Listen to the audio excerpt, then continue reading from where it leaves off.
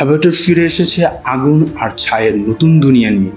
James Cameron নিয়ে এসেছেন Avatar fire and ash এবং ট্রেলার দেখেই ভক্তদের মধ্যে উন্মাদনা তুঙ্গে। 2010 সালে আমরা প্যান্ডোরার নীল জগতে প্রথম পা রাখি, তারপর দ্য ওয়ে অফ ওয়াটার পানির গভীরে হারিয়ে যায়। আর এবার অপেক্ষা করছে আগ্নেয়গিরির আগুন আর ধ্বংসের তাণ্ডব। ট্রেলারে দেখা গেছে জ্যাক সালি, নেইতিরি এবং তাদের পরিবার শোক আর সংকটে জর্জরিত। তাদের মুখোমুখি হতে হচ্ছে নতুন এক ভয়ঙ্কর উপজাতি অ্যাশ পিপলের।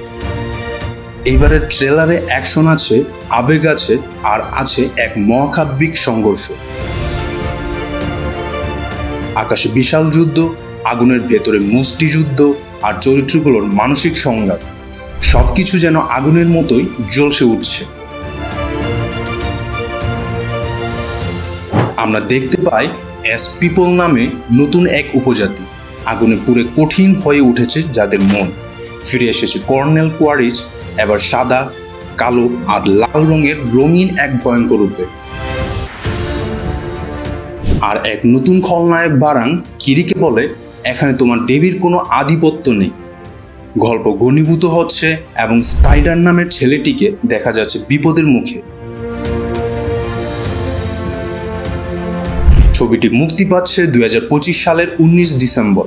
ক্যামেরন ইতিমধ্যেই ঘোষণা দিয়েছেন এই কাহিনী শেষ নয়। অ্যাভাটার 4 আসবে 2029-এ আর অ্যাভাটার 5 2031 সালে। ক্যামেরন যেন এক মহাকালের সিনেম্যাটিক ভবিষ্যৎ গড়ে তুলছেন। তাহলে আপনি কি প্রস্তুত প্যান্ডোরার আগুনে পড়ার জন্য? অ্যাভাটার ফায়ার অ্যান্ড অ্যাশ হতে যাচ্ছে বছরের সবচেয়ে বড় সিনেমা। এটা এখন আর কেবল প্রত্যাশা নয়, এটা বিশ্বাস। জেমস ক্যামেরনের এই নতুন অভিযান কি আরো 1 বিলিয়নের পথে? দেখা হবে পরবর্তী ভিডিওতে প্যান্ডোরার আলো ছায়ায় আবার। সাবস্ক্রাইব করুন, লাইক দিন আর জানিয়ে দিন আপনার মতামত।